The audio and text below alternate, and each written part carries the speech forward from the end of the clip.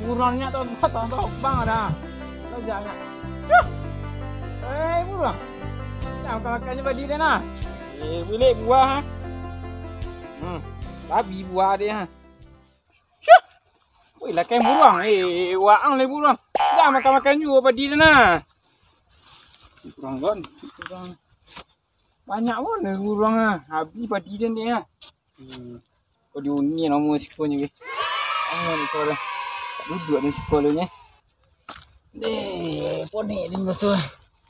Kalau tu bang burung lagi. Anu umuan lah bertambah. Aden lalok surang saja. Mak oi, malangnya nasib diri den. Mengasui. Do dendang tu anda? Nya merasa ibu ibu lah. Yang jelas tu ini itu. Hah? Ini jelas tu ini. Duduk di siku mak ibu sik lu. Ande mai yola malang kironya. Ande. Ya, lah dendangnya mah sakit ingonya dia. Dan sak sekolah kan gua. Dia cak di mana?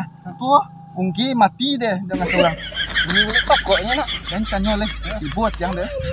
Bilang itu. Agak situ itu. Ponyang dia nah. Apa dia punya? Apa nama tu deh?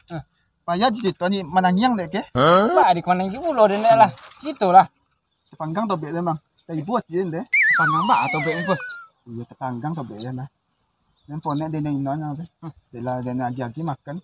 Dan lagi acok pe. Kau dampet juga. Dampet juga. Mana masuk ni? Itu ba ada deal.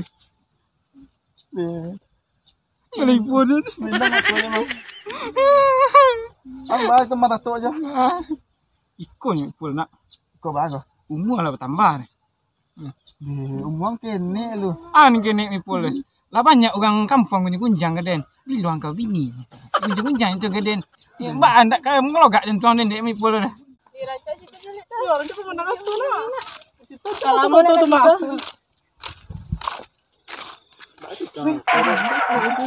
Dia pakai baju biru dia nak jaga nak ini untuk kami. Di lama di dah. Udah. Hai juga. Udah. Di rumah dia. Udah dari mana dah? Udah tadi? Dari tadi. Udah dari mana? Udah makan udah. Udah mana? Udah lagi ini dah. Udah.